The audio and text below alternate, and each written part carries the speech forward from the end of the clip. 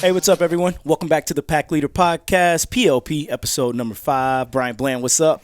Not a lot. Just excited about what we got coming up next. Had a good weekend at regionals and getting ready for the national tournament. Absolutely. A great weekend. We'll get into that. Obviously, we brought back a new guest for the show, our Super Region 2 title, our 10th one. A lot to recap and to cover there. But before we get into all that, just want to mention, as always, you can find PLP anywhere you can find podcasts, whether that's Spotify, Apple Music, and also the Newberry Athletics website. You just go up there, click at the top of the screen, and navigate to where it says the Newberry Podcast Hub. So I hope you're following that, especially if you're on the go and you don't necessarily have time to sit down and watch a YouTube video. Definitely can listen to us in your car or wherever you're at. That's convenient for you. So we're not much to look at anyway. So. Exactly. And half the time I'm looking at my computer screens. So, yeah, it makes more sense to listen. Shout out to all of our Pin Pool members. I'm excited to say, Blanton, that we have officially reached our goal. Our goal was to bring in $300 per pin, and as of today, we are at $302 per pin. Nice. And a late push from alumni. So shout out to the alumni who've jumped on the bandwagon late. Obviously, all the Pin Pool members are huge, but those alumni have come through pretty strong here in the last week or so to help us get to that goal. So that's awesome. Oh yeah, late push, and I will go ahead and shout them out. Seiji Bora, you appreciate your late donation here. Not late donation, it was on time, but and also I believe you said Nolan. Yep. Nolan gave Whiteley. to the Pin Pool. Whiteley gave to the Pin Pool as an all-conference member. And also shout out to Donna Z. Thomas, who was an All-American member, but in an effort to help us reach that $300 mark, she went back and re-upped her pledge to go from being an All-American to a national champ, which is $10 per pin. So we could go on and on about the people who've helped us reach our goal of $300 per pin, but it means a lot because that helps us supplement our budget for travel, for recruiting, whether it's bringing recruits on campus, flying them out, or whether it's going to travel and see recruits. Virginia Beach is coming up at the end of March, and hotels and rental cars and stuff like that adds up. So shout out to all of our Pin Pool members. And a special shout out to our national champs. I mentioned Donna Z. Thomas, but I also want to shout out John Lopez, Ann and John Dickman, Robert and Mary Beth Parker, Rodney Bolin, and Scott Thomas. We appreciate your support. So moving on, let's go ahead and recap the Newberry Open.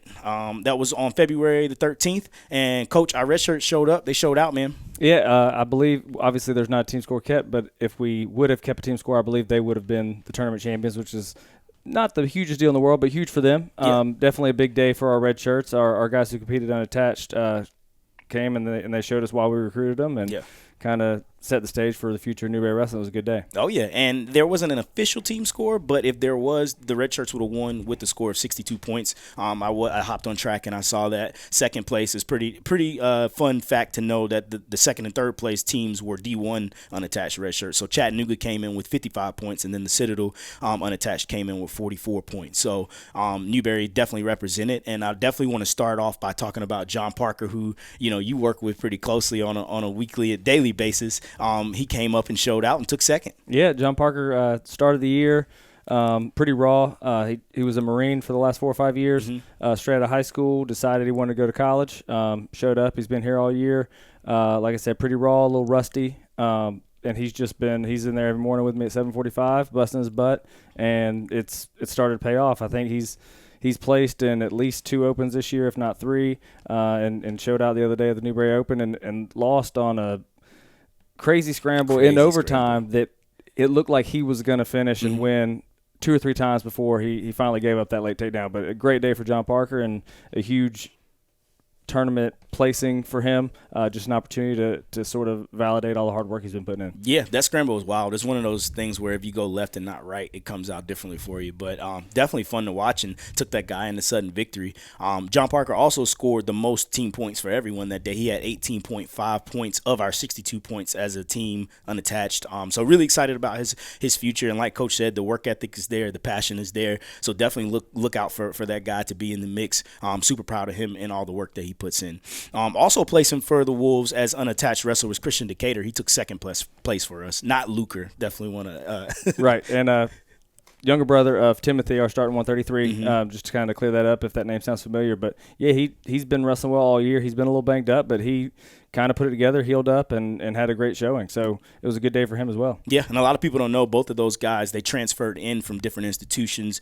Christian Decatur transferred in from UNCP, which we're glad we got him because they're the enemy. And then Timmy Decatur transferred in from UNC Chapel Hill. So awesome to have both of those guys under the same roof, so to speak, and very excited about both of their futures.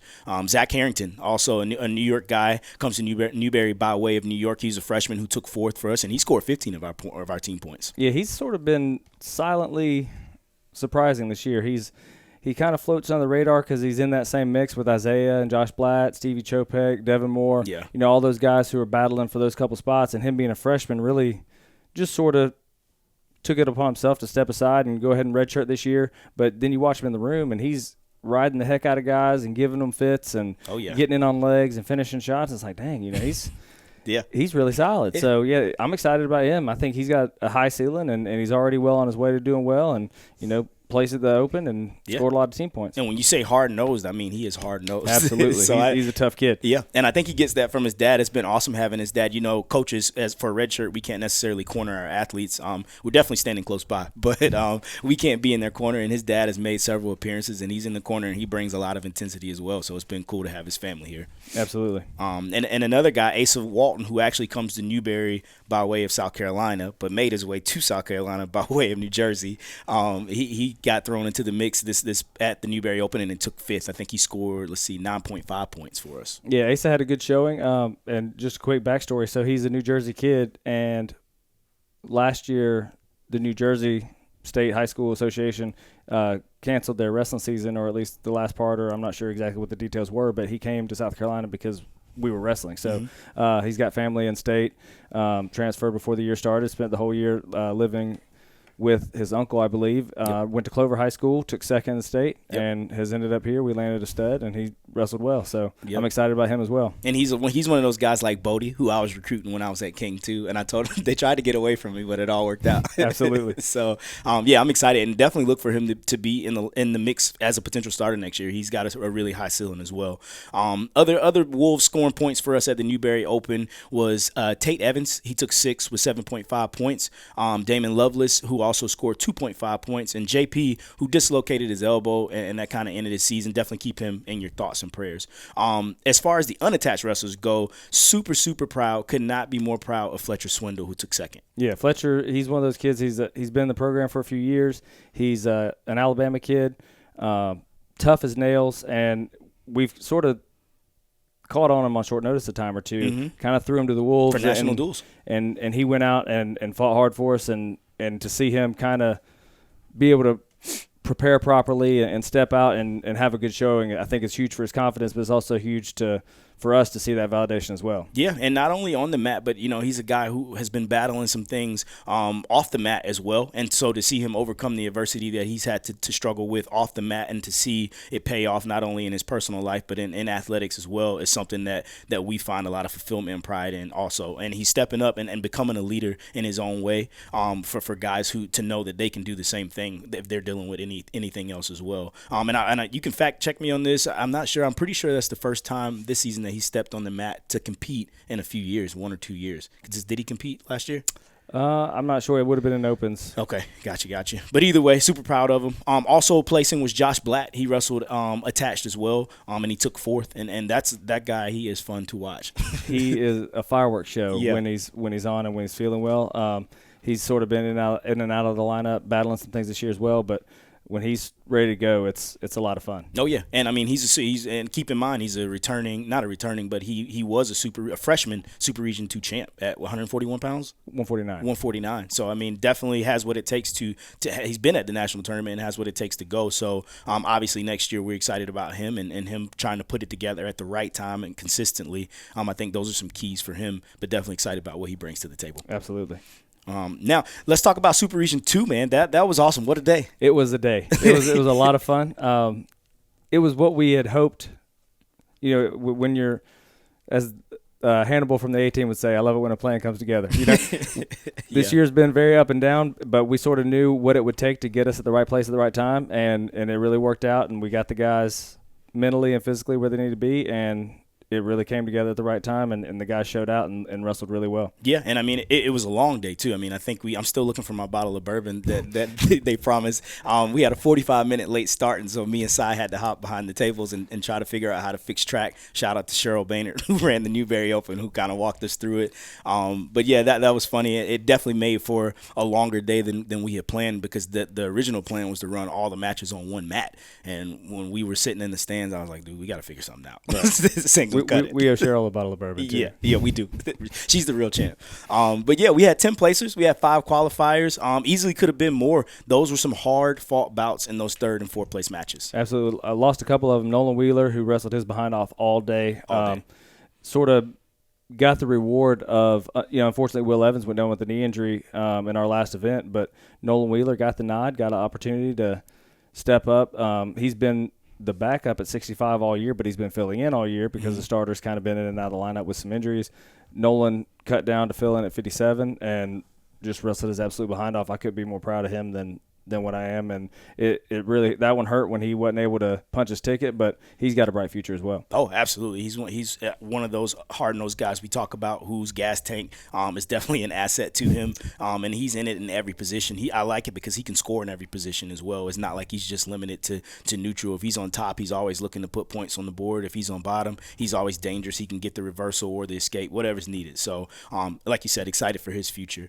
Also, our seniors showed up for us in a huge way, much in the way that they did during that Coker match when we needed to pull out that win. All 4 seniors that we took are going to nationals, 4 Absolutely. to 5 guys. And that's exciting to watch them finish their career, getting to go to a national tournament, and hopefully get on the podium. Yeah. A couple of them for the first time, so that'd be huge. Yeah, and I mean, we're not done yet. We obviously got a lot of work to do, but the fact that they showed up for the team when we needed them most, until nationals when we needed them most, but in a moment when we needed them desperately, that was awesome. And just shout out to the team in general, because I was super proud at how even when guys realized that their chance was to go to nationals was over, or the chance to win regionals, was out the door because they were on the backside, they were still able to pick themselves up, dust themselves off, and get back into the backside of the bracket and score points for the team. Pembroke actually had more placers than we had, or not placers, but qualifiers, but we still won the tournament by a lot because our guys on the backside, in large part because of our guys on the backside. Right. I think we're the only team in the region where everybody placed. Yep. And I think it's the first time in program history that we had everyone place the region tournament, so that was huge. Yeah, it was massive. And those final team scores, in case you didn't know, 130.5, Newberry, UNCP came in second with 104.5 points, and then Lander had 101.5 points. So this was our 10th title. Always a great problem when you mix up, is it 9, is it 10? When you lose count, you're starting to get enough of them. Yep, that's a good problem to have. Right, and then that was also our 3rd in the last 4 years, including 2 back-to-back titles. We won 2 back-to-backs in 21 and 2022. So it's always good to beat Pembroke under their without roof. a doubt. But I want to take just a second to shout out Devin Moore as well. So we talked about him a couple podcasts ago, coming out of national duels. He had sort of had a rocky start to his season, wrestled his absolute behind off at Midwest, and then national duels, knocked off a few ranked guys, and we were hoping that was a huge uptick for him. Mm-hmm. And he's kind of faltered a little bit, been a little inconsistent since then, but when the lights came on and we needed him, he wrestled really well. He was another one of those that lost a heartbreaker, by a point or two late in that third, fourth place match to punch his ticket, but he wrestled his behind off and looked really good all weekend, and I was proud of him. And then, as you mentioned, just to give another quick shout out to Devin Rice, Armando Acosta, and Caleb Haven. Those 3 guys were the ones who their opportunity to go to nationals had ended, and they could have sort of packed it in and been done, but they wrestled back and all scored bonus point wins in the 5th place match to really help boost that team score. So that was huge. Yeah, because for a while there, we kept refreshing the team score, and like, man, this is getting kind of close. Right. And at one point, I think we were down at 4th, we were down at 3rd. We'll get into it as we recap some of those individual performances, but the performance that really did it was Talon Sites. When he punched his ticket, that was the one that I was like, all right, we've clinched it, we can win. But yeah, those guys coming on the back side of the bracket for those 5th place matches was huge, and putting that gap in there. And so I also want to talk about the fact of how sweet it was to win after losing the conference. We lost the conference, right, but we won the region. So right, lose a battle but win the war, sort of mentality. But at the end of the day, it kind of sucked to lose the first time that we've ever had our conference. We've won it every year. It's like 7 straight, and then we finally didn't win it. which is disappointing to snap a streak like that. But at the same time, to bounce back and not only win but kind of dominate the region tournament was definitely made up for it. Yeah, for sure. And I kind of wanted to just go through some, before we recap individual performances, wanted to go through some fun facts, or fun stats anyway. Most pins, the first category, most pins in the least amount of time, at least on our team, was Nolan Wheeler, actually, 2 minutes and 57 seconds. So nice. That was awesome. Most tech falls in the least amount of time. I'll let you guess who this is. Timmy. He teched his opponent at the 5-minute mark. Also, most pins and techs falls in the least amount of time, those in that category. We actually didn't have anyone in the top 10 there. That's kind of a weird category. And I'm just kind of flipping through track. I thought these were fun facts. Let's see, what's another cool one? We got fastest tech fall. That's also going to go to Tim. We got Isaiah's up there too, and Kerrigan. Kerrigan is just behind Zethbrow from Lander at 5'11", and then Isaiah is also up there where he teched his opponent in 5:31, and Spears 5:37, and Devin Moore 5:58. Let's see here. Most team points for the team. Any guesses for us? Who would have scored the most team points? I'll give you a hint that it's a tie. Nolan and Isaiah. Your two champs, Caleb Spears and Isaiah Roy. Nice. Both scored 17.5 points for us. And this was a fun one for me. Most single match points. Timmy. No.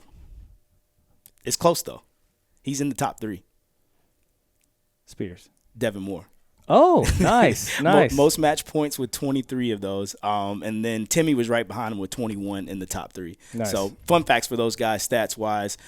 Super proud of everyone. And I kind of want to go through and, like we said, recap some of those performances. So we'll start at 25. Evan Kerrigan, who took second place, dominated and did what we expected him to do. We expected him to be a national champ if he had not been injured in that semifinals match. Right, and Evans looked great all year. Really the one real down match he had was against Daggett here at home from Pembroke. And, he had a bad weight cut. He told us. Now Daggett's the returning national finalist as well, so it's not like he's a slouch. Right. But Kerrigan's wrestled well all year. I think he's got the potential to go out and make a lot of noise at the national tournament. We were hoping to see a lot more of that potential in the finals, getting the rematch against Daggett. Didn't happen, but I think that was as much playing it smart and avoiding further injury. Hopefully he'll be 100% ready to go and sort of make true on that when we get to the national tournament. Yeah, and even if he's not injured, he showed that he can be smart and wrestle and adjust in those moments where he is injured. I mean, that match against the kid from Limestone Radcliffe's a super solid opponent, and while he did battle back a little bit to close the gap in that score, Evans showed that he can still get it done. So right, and he got hurt in the first period, I believe, so he was able to, like you said, make that adjustment and finish out the match and continue to build and hold that lead at least enough to get the win when it counted. So that was huge. Yeah, and at 133, Timmy freaking Decatur.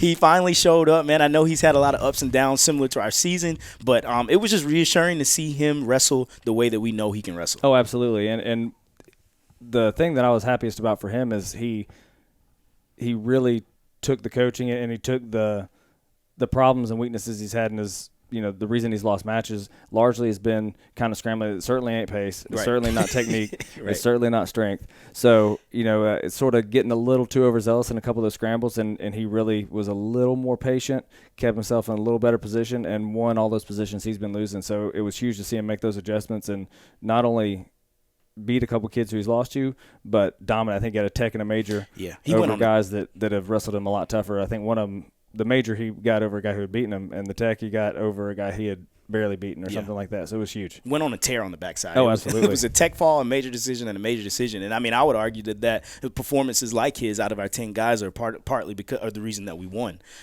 So that was exciting to see. And even in the match he lost against Elijah Huss from Lander, I mean, we came in here and we watched film, three pivotal moments in that match. If he would have went right instead of going left, or if he would have went forward instead of going backwards, we win that match. Those were huge moments. So I like that matchup. I'm excited to see him wrestle that kid again. But I'm also also, more importantly, excited to see him at nationals. He definitely has All-American potential, and I would not want him for my first match. Oh, no. He's a problem if he gets drawn in the bracket. Oh, yeah, absolutely. And you kind of mentioned Devin Moore at 141 pounds. A huge heartbreaking loss for us at third, fourth. Actually, all of them were. But still had some really, really bright moments. And one for me was when he beat Omar from Coker, because that was a kid at home where he lost in our gym to him. And we knew it right then. We were even more frustrated. It's like, man, that's a win we should have got. Absolutely.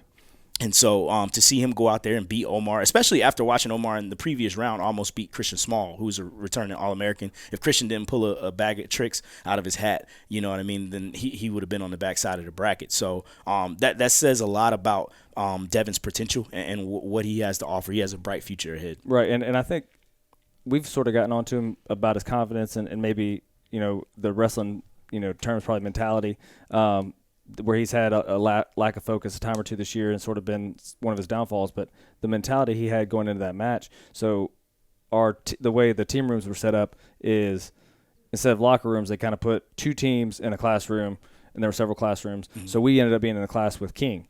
And Christian Small, right after that match, came in and made a comment like, that Coker guy's the real deal. Yeah. He's a handful, make sure you're ready or whatever to Devin. And I don't think it was anything other than somewhat positive, supportive comment or whatever, but something that could have gotten in Devin's head. Yeah. And he took it very much in stride and went out there and wrestled that match like Christian kind of said he needed to, and ended up winning, a pretty decisive match. So that was huge. Yeah, and keep in mind, too, I mean, he got rocked in that first match with Kerrigan from Belmont. Like, he went in for a blast double, and I think they hit heads or something, and he really was kind of off the rest of the day. Obviously not concussed or we wouldn't have wrestled him, but definitely not himself.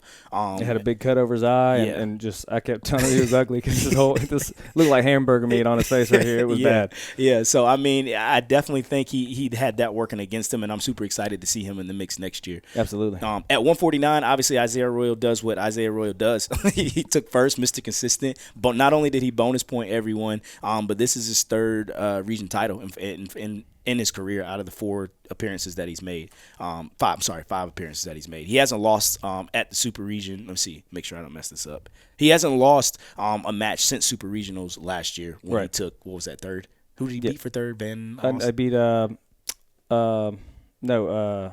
Majid. Yep, he beat Majid. So he hasn't lost since then. Top game was on point. That was a huge what's the word I'm looking for? That was super impressive for me, the way that he rode his opponents. I think that's going to be, and we talked to the team about this yesterday. I think at the national tournament, your mat wrestling is one of the things that separates you, from guys who get on the podium, guys who make the finals and win championships. And so it was just nice to see him, be stingy on top and not give away any easy points. Right. He's always had a little bit of very solid top turn potential, some good offense from top, but just wrestling those super tough opponents who are really looking for that escape and really staying in good position, he really showed he can ride and grind out some of those periods, finish on top, things of that nature. So I think, like you said, that's what's going to make the difference in one of those tight matches where maybe you're up by 1 or maybe it's tied, 30 seconds left, and you've got 33 seconds of riding time. So essentially you got to ride them out to win. Those are the things that make the difference a lot. And I think that, those performances are really things that lend themselves to the confidence and ability that you need to do well at the national tournament. 110%. And I know we kind of talked about Wheeler a little bit at 157 pounds. Obviously, he took 4th, and we were bummed. But with the exception of one match, he had a day full of nail biters.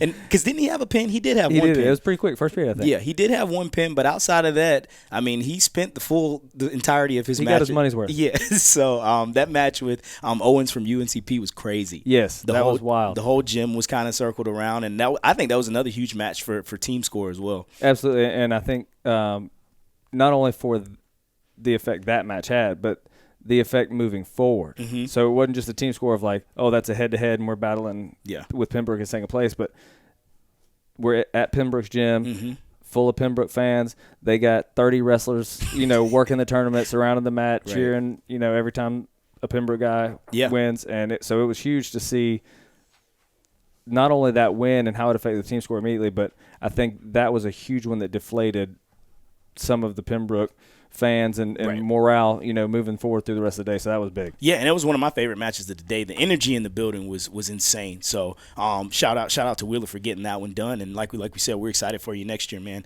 Sights at 65. He's so fun to watch. He's like, what was the word I used? I think he's just slimy. Yeah, he's slimy. You say it's like watching a heavyweight wrestle until he decides to do something. Right. So unorthodox for his weight class, but it works for him. So it works for me. Like I said, he sealed the deal for us in that third, fourth place match. Always good when we get head-to-head wins against Lander. And he stepped in with Evans, being out and Wheeler moving down to 157. So, shout out to Sights. Yeah, and he's had a crazy story. So that him punching his ticket was a huge sort of emotional victory for him and his family as well, because he finished up at Hilton Head High School, that's where he graduated, and then was being recruited by Cy at Coker. Mm-hmm. And then when Cy got the job here, Talon wasn't sure what the situation would be like here, if the offer would stand, etc. Didn't want to go wrestle for an unknown coach at Coker, right. So went to Nebraska Kearney and has been there wrestling. And they're a solid team. They're a perennial top 5 team, being coached by national champ Dalton Jensen, being in the room with several national champs in his time there. So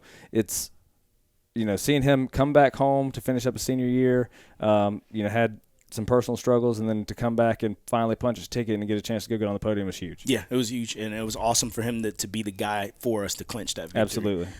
Spears at 174, same with Royal, just being consistent. Hasn't lost a match since Midwest Classic, and only a couple people have come really close. 3 bonus point victories as well to make it to the finals. He was just, while Isaiah bonused everyone, he was the next, I think, one of the only other people on our team to get 3 bonus point victories. So that was awesome. And then both Spears and Royal went tech fall, major decision, and decision in their title runs. So, and actually, no, because I remember it was 9-2 in the finals for Royal, but he got the minute right in time.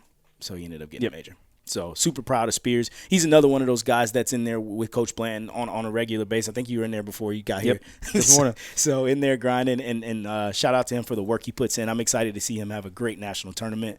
My favorite thing about his finals match, just to sort of add, is he really, I think, sort of broke down one of the mental barriers that we've been getting onto him a little bit. He had the win and pushed for the major. Right. Ended up getting that last takedown when he really had no reason to, no business doing. The last 15 seconds, up by 7, I think, and to go get that last takedown was huge. Yeah, for sure. I'm super proud of that guy. And another guy I'm proud of is Armando Acosta at 184 pounds. He had a tough draw, man. I think he probably had the worst draw on our team outside of Caleb Haven. But he showed that he was able to make some notable improvements in his ability, his confidence, and his mindset. And like you said, on the backside, he scored some points for us that we really needed. Absolutely. And not only that, but he got in a crazy position at practice and really kind of tweaked something in his pec or shoulder, right there on the front of his shoulder. Just got an MRI yesterday. And has been basically nursing that and had to figure out in those last couple duels of the season how to wrestle smart with it, and did. And we were really proud of his performance there. But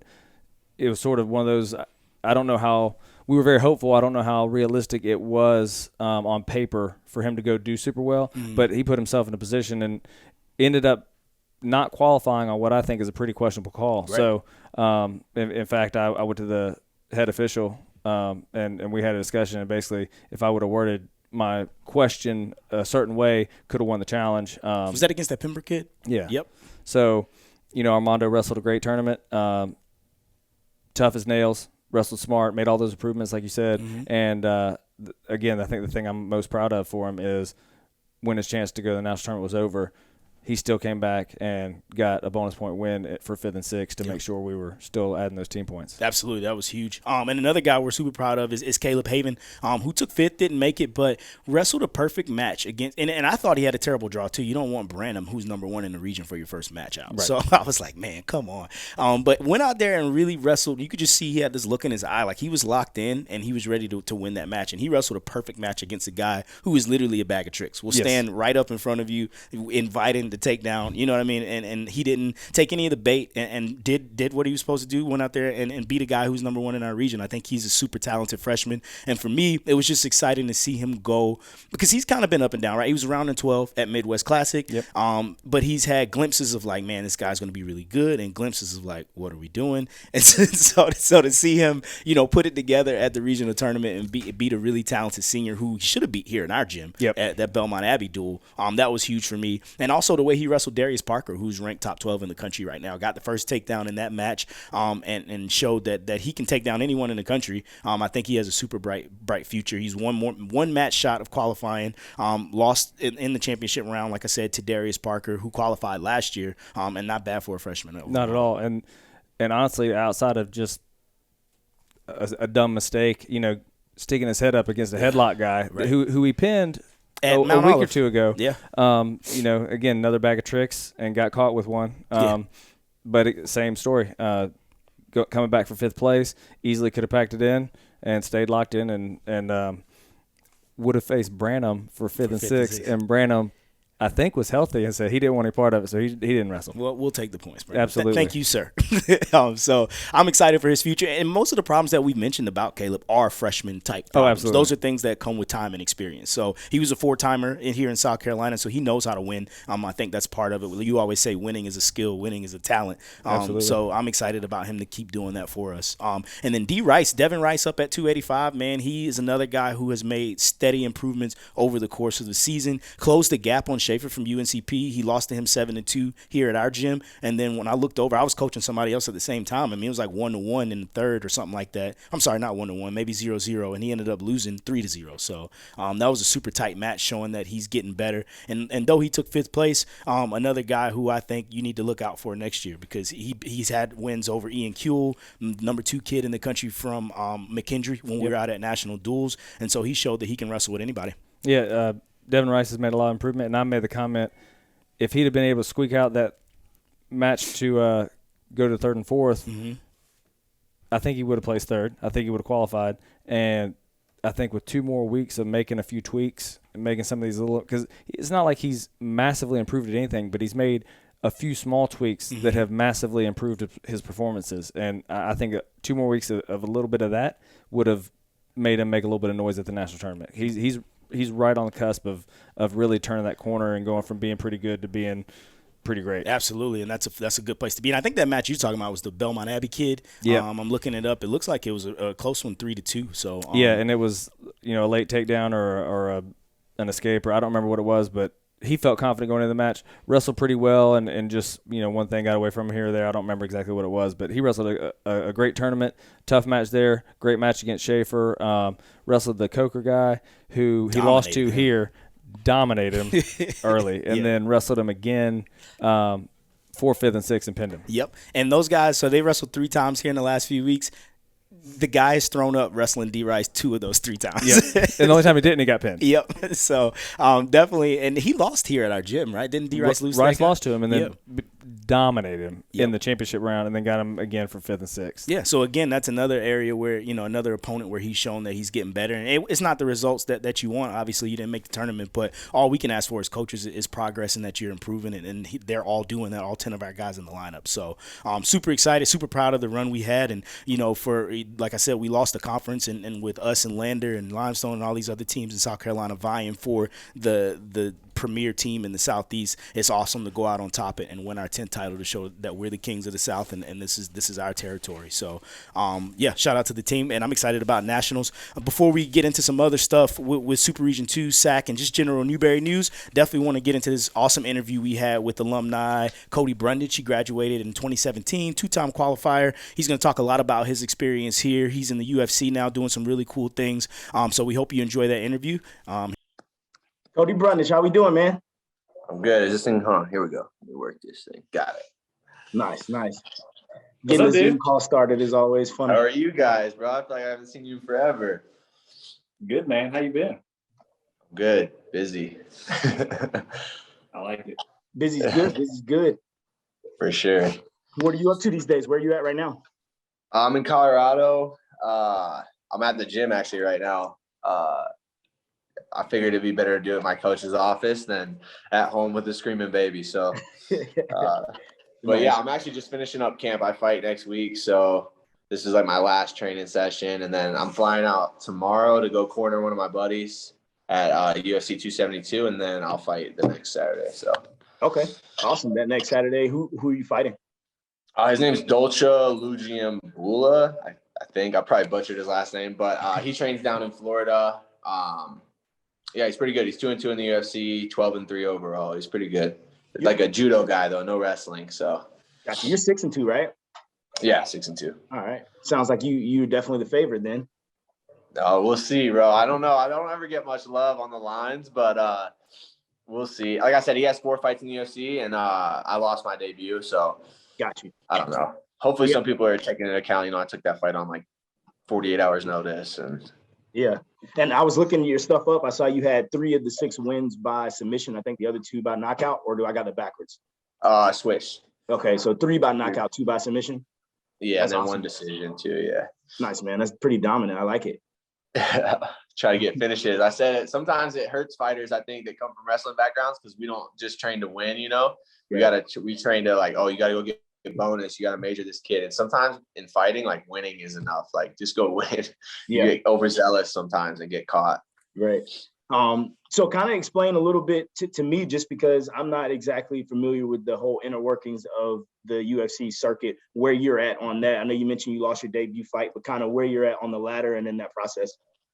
Right. So I'm, there's regional fighting, which is where everybody kind of starts. It's like the farm leagues.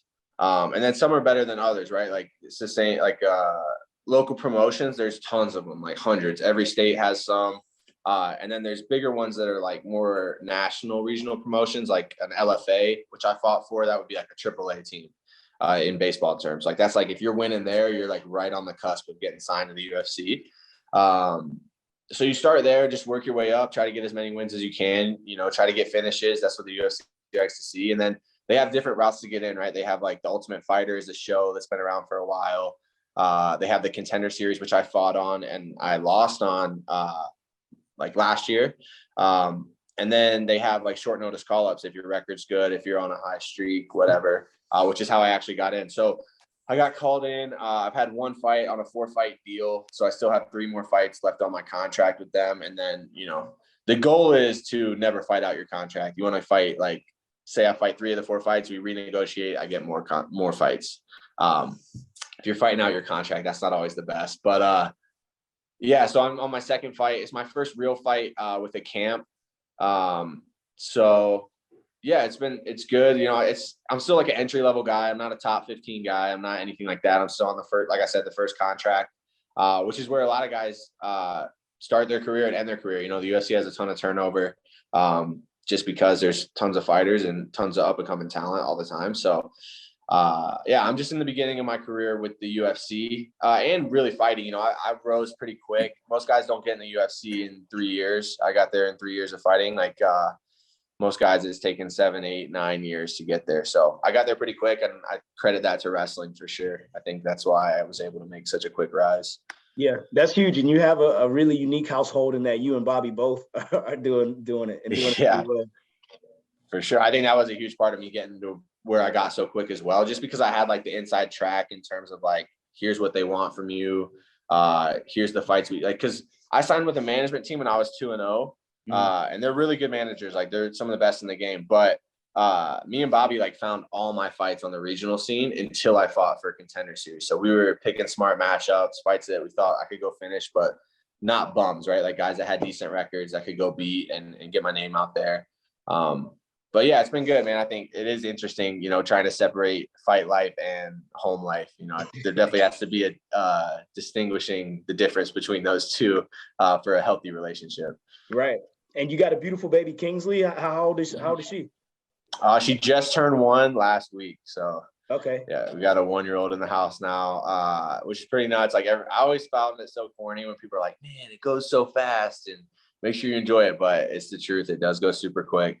Yeah, that's awesome, man. And I feel like just in general, I mean, you got a beautiful family and you graduated in 2017. I mean, that's, you know, just over 5 years. I feel like you've packed a lot in that short amount of time. I remember seeing you when I believe I was coaching out at Cortland and you were at Olivet. Yeah. Okay. How long were you there coaching? I was just there for 1 year. And that was kind of tough, you know, because my 2 passions are obviously fighting, and then I've always wanted to coach wrestling.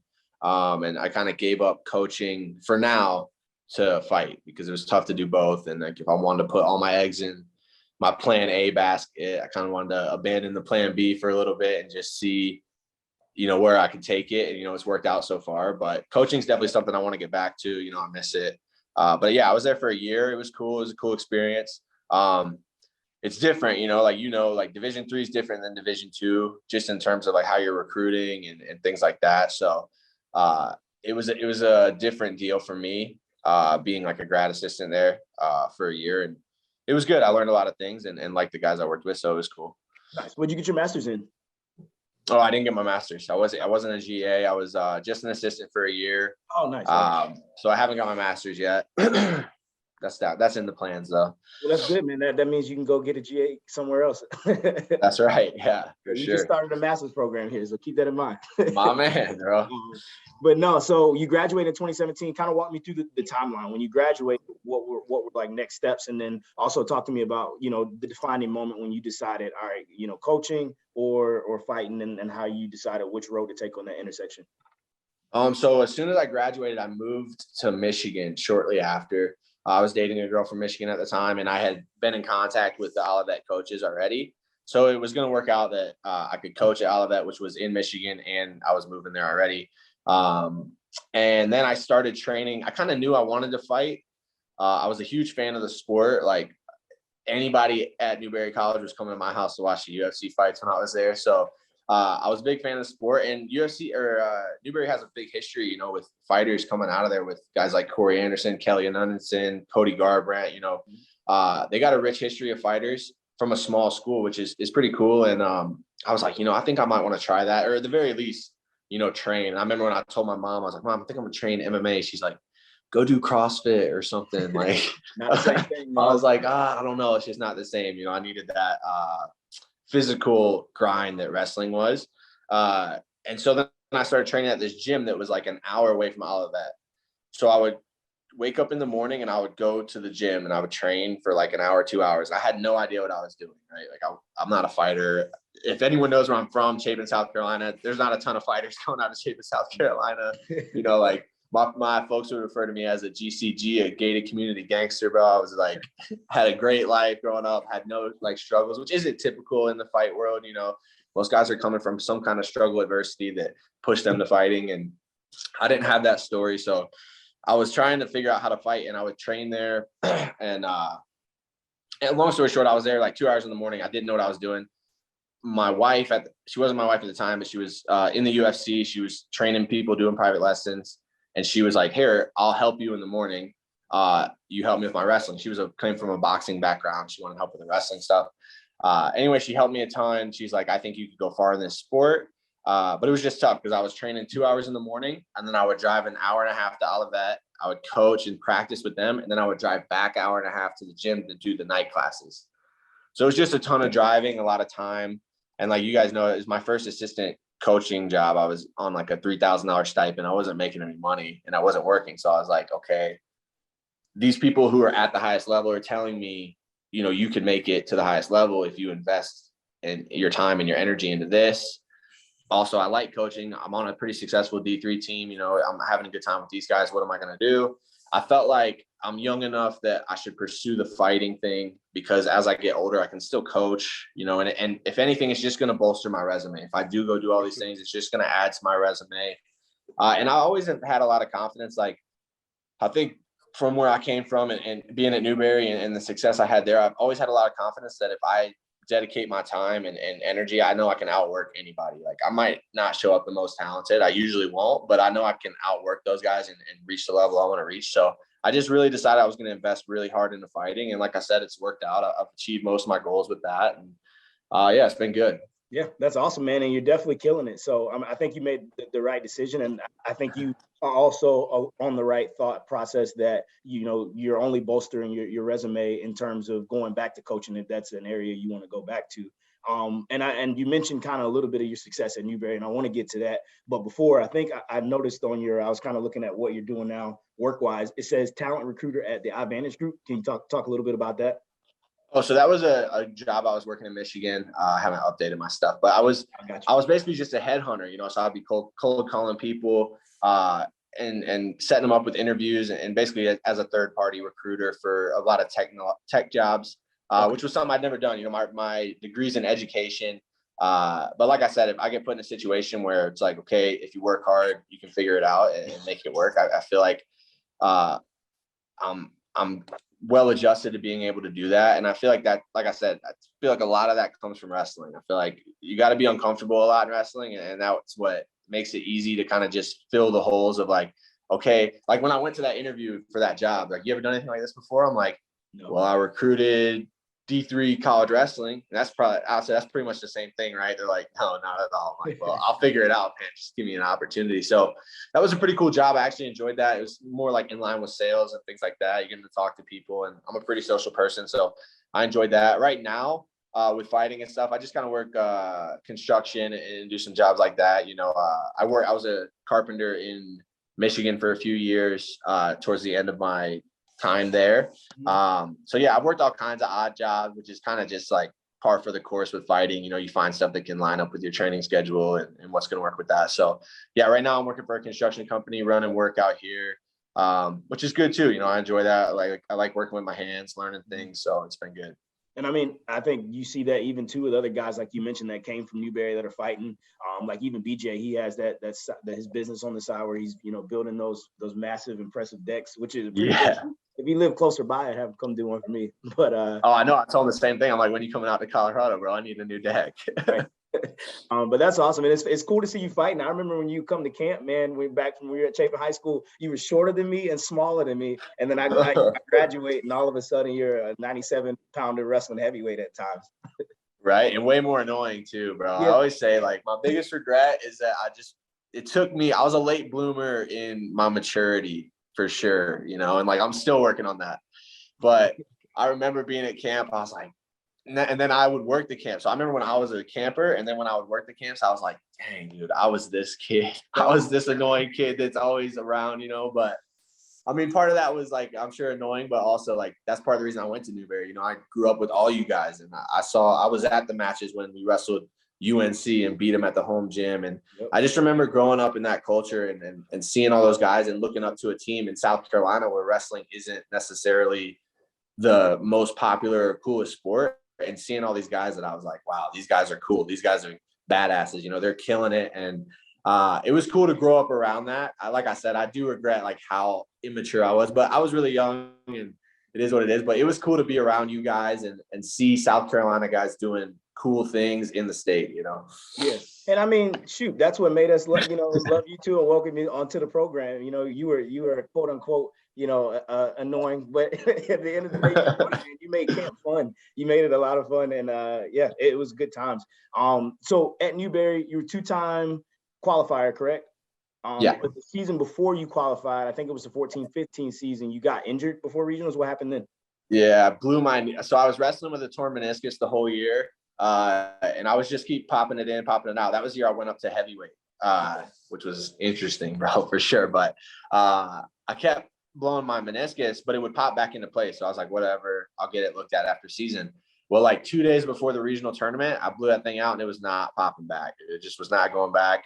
I went to the doctor. They're like, all right, you're going to get surgery. I'm like, cool. So like next week, or like when after the regional tournament? They're like, no, like tomorrow you're going to come in, you're going to have surgery. So I was out for that season. I was having a pretty good year. I felt like, I would have been right on the borderline of qualifying for sure. I think my backup took 6th at Super Regions that year. So I felt like, you know, I could have competed and maybe got a shot to be a 3-time qualifier, but it just wasn't meant to be that year. So it worked out the next 2 though. Yeah, for sure. And I saw that year you were wrestling well. I think I saw you went like 4-0 with 4 pins at the Newberry duels, and you won the King Open. I can't remember exactly your win-loss record, but you're definitely killing it that season.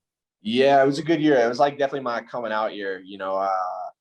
And it was interesting because I had my worst year I'd ever had the year before that. I was cutting to 174, and I remember after the Newberry Open, I don't know if Blatt remembers this. I remember I went outside. I'm like, bro, I just don't think I should wrestle anymore. I'm not a good wrestler, bro. I'm just not good. He's like, no, you are good. You just got to stop being a bitch. I'm like, oh, okay. That's what it is. So, and then I decided, you know, a couple things happened. I decided I wasn't going to cut weight anymore. I was like, I'm just going to wrestle 197. And then we ended up recruiting Houston Evans, who is an absolute monster. You know, he came in the second semester, and I couldn't beat him. So I had to go up to heavyweight, and that's the way that was. And but that year was definitely my coming out year. I started to get some confidence, felt like I belonged in the starting lineup, and felt like I could do some big things going into my junior and senior year. Yeah. Blanton is definitely known for his way with words. He gives you what you need. Right. Exactly. Definitely. I'm not the coach you deserve. I'm the coach you need. I love it. So the name of the podcast is Pack Leader Podcast. You know, and the heart of it is to talk to athletes that wrestled for Newberry, who were leaders here. And, you know, just to talk a little bit also about how you feel like your time here at Newberry prepares you to be a leader in life. You already mentioned a little bit the fact that you've matured and grown up. How do you feel like being at Newberry as an institution, but also on the team wrestling under Cy and Blanton? How do you feel like that time prepared you, you know, for where you're at now? I feel like it was huge. You know, I felt like I came in pretty unheralded. I never won a state title in South Carolina. I was kind of pretty much a walk-on for my first few years. And like I said, it just showed me that, you know, even if you're not the most talented person, when you get to where you're at, if you work hard, if you put in the extra stuff, you can catch a lot of people, you know, and that's a mindset thing. I felt like, and that really started to click like my junior year. Like I said, Houston came in, I couldn't beat Houston. But by the time we graduated, I didn't go with Houston anymore because it was not a push. Like my senior year, my group was Blanton, Cy, and RC. And that was my group. And those guys were beating me up every day to get me ready for nationals and super regions. And that was just because I worked really hard, you know, and I feel like that has really propelled me for fighting, obviously, because it's such a similar thing where and it's easier. Fighting, I tell everyone, fighting is easier than college wrestling in terms of like the workload and what we do. And I take the wrestling mentality to fighting, which is huge, you know, and I think that's why I've been able to excel so quickly. But in all aspects of life, you know, if you're willing to work hard and grind and understand that, hey, I'm not the best at this, but if I really put in the time and I'm willing to fail a little bit and get beat up and put myself in positions where I'm going to be uncomfortable, in the long run, you're going to be much more successful, you know. And I think Newberry set me up a ton on that path to be a guy that is going to be successful regardless of obstacles that I'm facing, you know? Yeah, for sure. And I think that's something that not only those are life skills you not only take into fighting into the workplace, but also into your household as the leader of your household. You know what I mean? That that's where you're a leader as well. And those are principles that can apply when things aren't going well there too. And so kind of moving on, I got one more question related to Newberry, but then I kind of want to, you know, change gears and go a different direction. Are there any moments that stand out to you, you know, whether be it good, be it bad, be it funny, like I'm sure the ones you can talk about, any moments that stand out during your time here? Yeah, there's a ton of moments. I don't know if I can talk about this one. I'm going to talk about it. I don't care. I thought it's one of I think it's just funny to me because at the time, like where I am now, I'm in the UFC, I'm a fighter. Yeah. But at the time that this happened, I was like, oh my gosh, this is insane. I can't believe this is going on. I remember there was one practice when Blatt was there. And I don't know if BB remembers this, but we had restarted practice like twice. And then Blatt gets up, he goes, locks the door. I'm like, what's he doing? This might have been my freshman year. I think it was my freshman year. And so I'm just this little young kid, bro. And he locks the door. He's like, we're not leaving here till one of you MFers gets in a fist fight. I was like, he wants us to fight? I don't want to fight any of these guys. I was like, these guys will kill me. So I'm like sheepish little freshman in the corner. I think Blake Rittenhauer and Tyler Johnson got in a fight that day or something before we left. But I was like, this is insane. I can't believe it. And I just think that story is so funny now because at the time I was like, I can't believe he wants us to fight. And now I'm fighting in the UFC. So, but that was kind of the culture too. Like our team was just like mean. We want to smack you in the mouth. Like you were in there, I'm sure, Darrell, when that happened. Cause if that was my freshman year, you were there. Brian was there. Yeah. So like, that was just what it was. Like we were going to be mean and it wasn't necessarily always right, but we were going to find a way to get the dog out. And so that's just kind of like the narrative for what our team was for a couple of years when I first got there, you know? Yeah. I mean, not only that day, there were a few days where some hands were thrown. Absolutely. Yeah. That was not the only fight that took place for sure. Yeah. In and outside the room between Newberry wrestlers. Awesome, man. Well, like I said, I want to shift gears. We got an alumni of Newberry. And he always proposes that we change the reversal to being from 2 points to 3 points. You get 2 points for the takedown and then your point for the loss of control. And his name is Jeff Wicker. He's an alumni here, played baseball. And he's a pin pool member, so he supports the program and still follows us closely.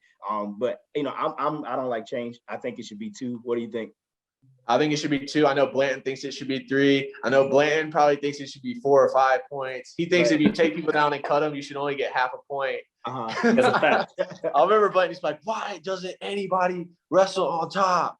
The point of wrestling is to pin people. I'm so tired of this. He's like, if you're cutting people, you're stalling. Yep. I'm like, no, Brian, that's not how it works. He's like, no, if you're not trying to pin people at all times of the match, you're stalling. I'm like, that's a fact. But the thing is, I can't argue with him because I'm like, when I watch you wrestle, that is what you're trying to do. There is no point in the match where you're not trying to pin the guy. So in your mind, absolutely, that is stalling. Nothing's changed. Hey, nothing's changed there either. So. And listen, and you don't even have to wrestle the whole time. They let you stop if you pin them. They don't make you finish. Oh yeah. I think it should definitely be 2 points, but no, we're calling it the Wicker rule. So I'm gonna post a little bit. And see what people Whenever you wrestle at Newberry, we're gonna have the Blanton and Wicker rules. They're like, "What's up with these scores?" You're like, "It's just home field advantage, man. I don't know what to tell you." 3-point reversals. Nice. That's awesome, man. Well, we're super proud of you, man, and everything you're doing in your career. You definitely represent Newberry well and your family well, and somebody that we'll always be proud to rep as an alumni from Newberry. So thanks for taking the time to interview with us. And yeah, keep killing it. We'll be rooting for you next Saturday when you go out there fight. We'll be watching. Thanks, brother. Appreciate you guys. Good luck at Nationals. Absolutely. Yeah, good luck in a couple weeks. Let's do it. Thanks. Let's go. See you guys. Awesome interview with Cody, Coach. Yep. You heard some of his stories. Had some wild times. Yeah. But yeah, Brundage was a lot of fun to have in the room. He was one of those guys. He called himself annoying and kind of talked about that a little bit. But honestly, he came in and thankfully one of his former high school teammates that he came in with, Scott Swindell, he was a talker, and he was maybe a little more annoying. So Brundage had the cushion of Scott there for the first couple of years. But no, Brundage was a great guy, hard worker, always busts his butt, always eager to learn, coachable, which I think in large part is why he's having success. And I also think marrying a UFC fighter helps as well, which he did. Right. But no, Brundage is a great guy, and I loved having him, and he's one of those that I've kind of like hating to see Nolan Wheeler not qualify with just the run he finally put together there at the end. Brundage not getting on the podium was one of those heartbreakers, but he's, I think, making up for that a little bit with his fighting career and doing big things. So it's huge to see him do that. For sure. And I mean, like, he's clearly doing very, very well with that 6-2 record in the UFC. And he has that fight coming up here on the 12th. So the same day we'll be out at a national tournament, he'll be out fighting. So shout out to Cody again, and good luck with that. And also, I know we mentioned in passing the Wicker rule. So for those who don't know, Jeff Wicker, who went to Newberry College, he thinks that a reversal should be worth 3 points. 1 for the loss of control, and then 2 for the takedown. I'm of the thought process that it's 2. You get 1 point for your loss of control, and then you get 1 point for whatever else you want to call that. Right. I mean, it makes sense because it's gaining control, but you also escaped his control. That 1 point should, where does it go? You just don't get it. You just don't get it. So agree to disagree. Yeah, we'll agree to disagree on that one. He's been giving me a hard time for not bringing that up. That's because you're on the rules committee. Yeah, I need to. Jeff Wicker's been in Darrell's ear for months now. Oh, he's on the rules committee. He's like, hey, when are you going to put the Ricker rule up for a vote? And I think it's time. Y'all gotta let me know. Let us know what you think. Reversal 2 points or reversal 3 points? Let me know. But no, that's funny. Awesome interview with Cody.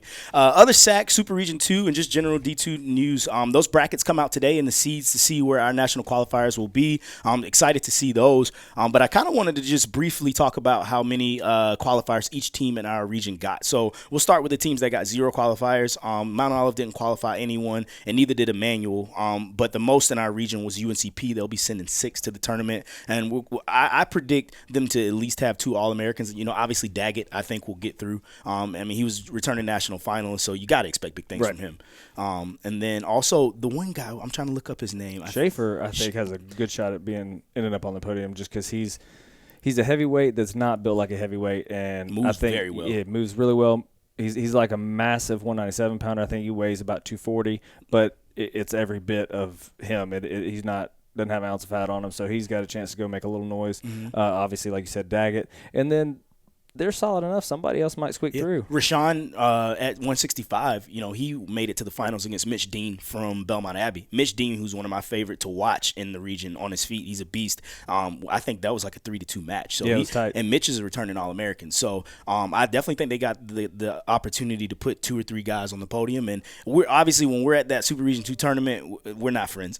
but what everyone might not know is when we go to the national tournament, unless we're stepping in front of each other, we're usually rooting for each other to represent the region well. Right, especially because our region doesn't get a whole lot of respect. Being from the Southeast, sort of not what you call a hotbed for wrestling. Right. So I think we're all sort of on the same page there. Like last year, Daggett in the finals, I know we were all rooting for him. They were rooting for Isaiah, things like that. So, yeah, we do usually try to pull for each other and kind of band together a little bit at the national tournament, which is a nice change of pace, and it's a nice way to end the season on somewhat of a high note in terms of the rivalry. You spend all year just hating each other, and you get to go out there and kind of let some of that go a little bit, and it's a nice way to finish out. Yeah, absolutely. And then I mentioned Belmont Abbey. They had 3 guys get through. I think they got potential for one All-American. Mitch Dean, I think he placed 3rd or 4th last year, and he's at the same weight class, still ranked in the country, I think top 8. So that'll be exciting to see.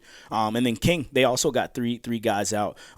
They got out Dallas Boone, Christian Small, who is a returning All-American, and then the guy that Isaiah had in the finals, Dimitri Tedley. So I think Boone, he's one of those guys that if you watch him, you're kind of like, how did he win a Super Region title? He didn't do How did he ever win a match? Yeah, right. If you're watching him.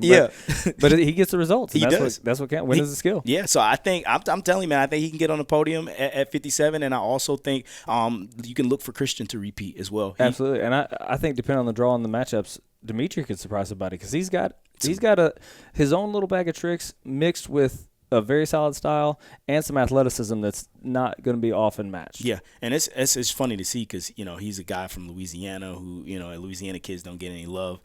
So to see him in the finals was pretty cool. Obviously, having been at King and knowing a little bit about his background. So yeah, I'm excited to see. I think they got potential for 2 All-Americans, which definitely helps the region when it comes to seeding and things like that. Looking ahead to next year, Lander, who is our rival, they qualified for, and I think it would be cool to see Darius Parker get on the podium finally. He hasn't made it yet. Right, yeah, and he's been sort of that guy, every year, and to be that guy and then kind of keep falling short, probably is weighing on him a little bit, from the mental side of things. But, for him to get over the hump would be cool to see, especially since we don't have anybody at that weight. I can pull for him a little bit. Yeah. and Bryce Walker. Yeah. He's a kid I really like. He used to come to camp here. His older brother, Brock, also wrestled for Pembroke before, and Bryce was sort of on the fence. We almost landed him. He ended up going there, but he's a guy I've known for years since he was in high school, and I think he went to Lucy Ragsdale High School, where one of my former teammates, Jesse Creed, went as well, and I think that's why that was sticking in my mind. But I'd like to see him get on the podium. He's a good dude. Yeah. I also think Zeth Brower, that kid put it on small in the finals. At 41? Yeah, from Lander. I think he's All-American for sure. He's so if people don't know, he's a JUCO national champ, I believe, from Clackamas, and he's impressive. He's impressed me every time I've seen him. So you can definitely look for him to get on the podium. I think just based on what I've seen, I think, and from a consistency standpoint, I think he probably has a little bit better of a chance than Darius.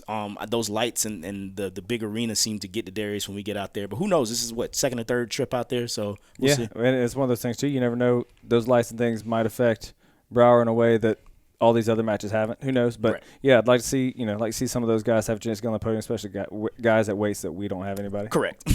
So Limestone, speaking of guys at weights that we do have, but he's a great guy, Majid. I think he has All-American potential. He's a Super Region champ. He's made the tournament a couple times. He's done well out at Midwest consistently, and he's a senior. Just from a prediction standpoint, I predict us to do super well, but I predict him to be up there somewhere as well. Right, especially seeing him. So his season ended last year to Isaiah, who got upset by Christian at the regional tournament. So if you're Majid, that's very unfortunate. You don't want to wrestle back for third and have Isaiah be upset, and now you've got to deal with that problem. For sure. So for him to get knocked out of the tournament by Isaiah last year and have a chance to punch his ticket this year and maybe make a little bit of noise, that's good for him. Yeah, and one of their other qualifiers of the 4 that they have is Juan Edmonds, who I randomly coached in high school at Fort Dorchester. I think he has big move potential, awesome, fun-looking foot sweeps and lat drops, headlocks. So I think he's top 8 as well. So we'll see how he does at heavyweight. Yeah, if somebody can stay out of the trouble, right, then they've got a really good chance, which D. Rice did. Yeah. But at the same time, you lean too hard one way one time, you're going for a ride. It's over. Yeah. So we'll see how they do. And then Queens, obviously, they got 3 guys out. I think they would have had 4 if they had Rubio. He's somebody who we always root for when we don't have a guy at 125 pounds. He actually suffered a concussion right before the Super Region 2 tournament. He was seeded top 3. I think he might be returned All-American or just a round away from All-American, but has wins over all of those guys up there in the top 5 mix and super talented. So I was bummed to hear that, man. Yeah, that's not the way you want to end your season, but no. In the same token, that made room for Radcliffe. So, it's great for him to get an opportunity to go. Tough kid who's made a lot of improvement last year. Got beat pretty handily by Shoop earlier this year. Yep. Got beat pretty handily by Kerrigan. And then here recently beat Shoop. So, obviously made some headway there, and then wrestled Kerrigan real tough at regionals. So seeing him get punches ticket is good, but you hate to see Rubio end his season on a medical issue that's not something he could control. Yeah, and Tate from Queens said he has another year. I told him I'm gonna need to see some transcripts. I need documentation on that. Rubio's been around for a while, right? I don't know, but we'll see how it goes. But yeah, so those are kind of our predictions. Just wanted to talk about also some general news from Newberry. We got some awesome things going here. So the groundbreaking for the Nursing and Health Sciences building was a couple of weeks ago. And for people who don't know why that's huge, I think the last time we had an academic building on here was the Langford Communication Center. We call it LCC, and that's when I was born in 1990. So that's been a really long time. So it's really exciting to be breaking ground. You drive by and you see the work that they're doing out there. That's a $2.6 million facility that they're building. So it's not any small feat. It's 11,000 square feet. It's at the corner of College and Evans Street, and it's going to be complete with state-of-the-art classrooms. They're going to have simulation labs. And for a team who has a couple nursing majors on there, and Nolan Wheeler and Armando Acosta, I'm super excited for those guys. Yeah, and anybody who's familiar with the campus, right across from Kynard and that practice soccer field that used to be, for any old Indians paying attention, where the, I guess, fraternity and sorority houses were, kind of catty corner to Spear Street School. But yeah, that corner right there where the light is. And I don't know what the program is, but one of the programs is all above my head, but one of the respiratory something or other, I think, is the only program in the state. Oh, wow. So to have a brand new building, to be one of very few nursing programs in the state, and to have the only something in the state, I don't know what it is, but whatever it is, we're proud of it. It's cool to have the only one of them. Right. And also on the 12th, they're going to be groundbreaking stadium phase number 2. They already have phase number 1, which is the weight room that's behind the field, but also phase number 2 is they're groundbreaking on that, and that celebration's on the 12th. That's an 18,000 square foot athletic field house. They're going to add it to the stadium's east side behind the visitor side seating. And it's going to include locker rooms for football, lacrosse, field hockey. It's going to have coaches' offices, which will take and add some space over here in Eliezer.